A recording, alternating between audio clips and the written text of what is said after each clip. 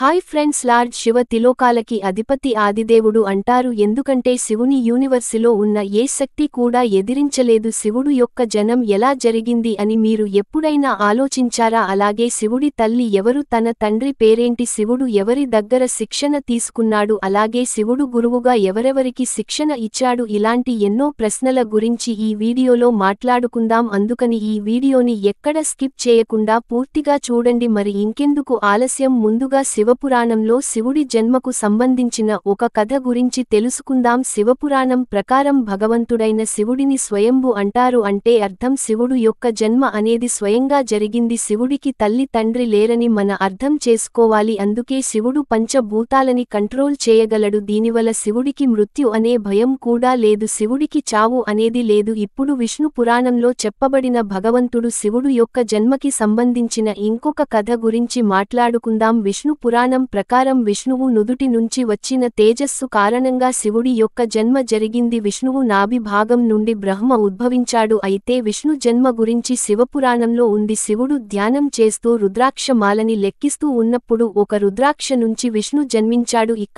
ఇక్కడ మీరు గమనించినట్లయితే విష్ణువు పురాణం మరియు శివపురాణం రెండు ఒకదానికొకటి పూర్తి వ్యతిరేకంగా ఉన్నాయి. ఇవే కాకుండా శివుడి జన్మకి సంబంధించి ఇంకొక పురాతన కథ కూడా ఉంది. ఈ కథ గురించి మీ ఇంట్లో మీ అమ్మమ్మ తాతయ్యలు చెప్పే ఉంటారు. ఇంతకీ ఆ కథ ఏంటంటే, ఒకానొక సమయంలో విష్ణు మరియు బ్రహ్మకి మధ్య పెద్ద ఆర్గ్యుమెంట్ జరిగింది. ఆ ఆర్గ్యుమెంట్లో ఈ యూనివర్స్లో ఎవరు గొప్ప అనే మాటలతో గొడవపడ్డ మొదలుపెట్టారు. అలా వీళ్ళిద్దరి మధ్య ఆర్గ్యుమెంట్ జరుగుతున్న సమయంలో శివుడు మెరుస్తూ ఉన్న స్తంభం లాగా మధ్యలో ప్రత్యక్షమయ్యాడు. బ్రహ్మ విష్ణువులు ఇద్దరికీ కూడా అక్కడ ఏం జరుగుతుందో అర్థం కాలేదు.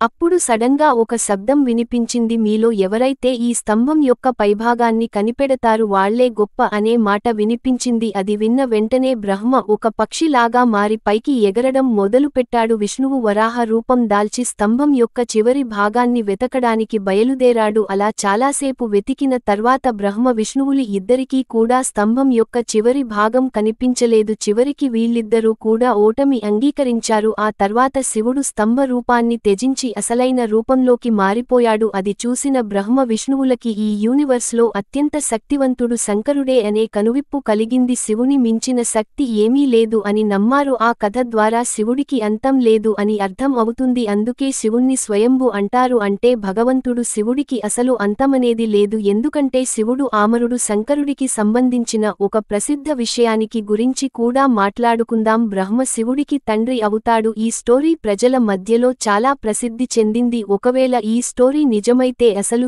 ఏ విధంగా శివుడు బ్రహ్మకు పుత్రుడు అవుతాడు? ఈ ప్రశ్నకు సంబంధించి విష్ణు పురాణాల్లో ఒక కథ కూడా ఉంది. ఆకాశం అలాగే ఈ పూర్తి యూనివర్సి నీటిలో మునిగిపోయింది. ఆ సమయంలో విష్ణు తప్ప ఇంకెవరూ కూడా లేరు. ఆ సమయంలో కేవలం విష్ణు మాత్రమే నీటిమీద తేలుతూ ఉన్నాడు. ఆ తర్వాత విష్ణు నాభి నుంచి ఒక కమల పుష్పం బ్రహ్మ జన్మించారు. బ్రహ్మ విష్ణు ఇద్దరూ కూడా యూనివర్స్ గురించి మాట్లాడుతూ ఉన్నప్పుడు మధ్యలో శివుడు ఉద్భవించాడు. అప్పుడు బ్రహ్మ శివుని గుర్తుపట్టలేదు. అప్పుడు శివుడు అక్కడి నుంచి మాయం అయిపోయాడు. ఇదంతా గమనించిన విష్ణువు బ్రహ్మకి దివ్య దృష్టి ప్రసాదించి శివుడి గురించి గుర్తు చేశాడు. ఆ తర్వాత బ్రహ్మదేవుడు తన తప్పును తెలుసుకొని శివుణ్ణి క్షమాపణ అడిగి పుత్రుడు రూపంలో తనకి జన్మించమని శివుణ్ణి అడిగాడు. అప్పుడు శివుడు బ్రహ్మదేవుడు ప్రార్థనను అంగీకరించి ఆశీర్వాదం ఇచ్చారు. ఆ తర్వాత బ్రహ్మదేవుడు ఈ సృష్టిని సృష్టించే సమయంలో తనకి ఒక పిల్లవాడు అవసరం పడింది. అప్పుడు శివుడు యొక్క ఆశీర్వాదం బ్రహ్మదేవుడికి గుర్తొచ్చింది. వెంటనే శివుడు కోసం బ్రహ్మ తపస్సు చేయడం మొదలు పెట్టాడు. బ్రహ్మ ముందు ప్రత్యక్షమయ్యాడు. ఆ బాలుడు బ్రహ్మ ముందు నిలుచుని ఏడుస్తూ ఉన్నాడు. అప్పుడు బ్రహ్మ ఆ బాలుడిని ఎందుకు ఏడుస్తున్నావు అని అడిగాడు. అప్పుడు బాలుడు నాకు ఎలాంటి పేరు కూడా లేదు అని సమాధానం ఇచ్చారు. అలా బ్రహ్మదేవుడు ఆ బాలుడికి రుద్ర అనే పేరు పెట్టాడు. ఆ పేరుకు అర్థం ఏడుస్తూ ఉన్నవాడు అని. ఆ పేరు పెట్టినప్పటికీ కూడా ఆ బాలుడు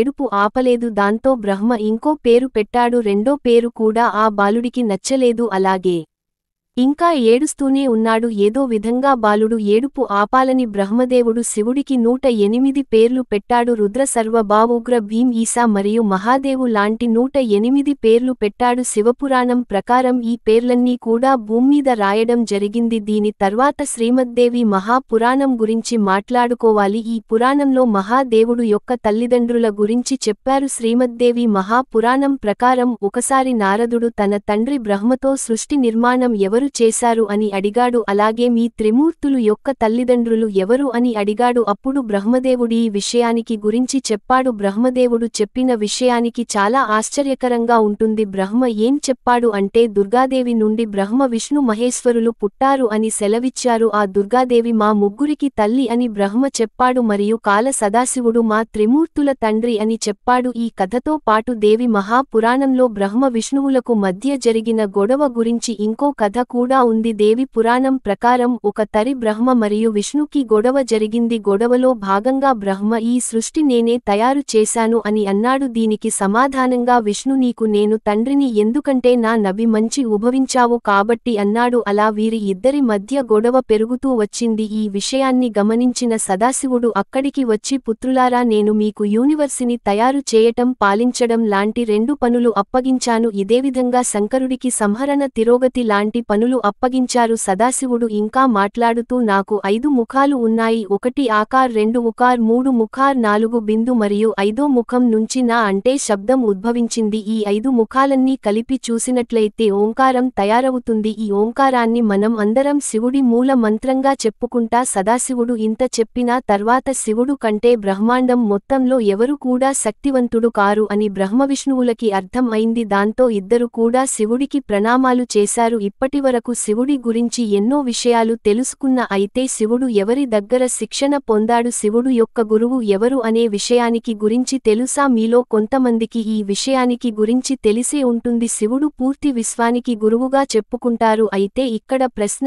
ఏంటి అంటే శివుడు ఎవరికీ గురువుగా శిక్షణ ఇచ్చాడు?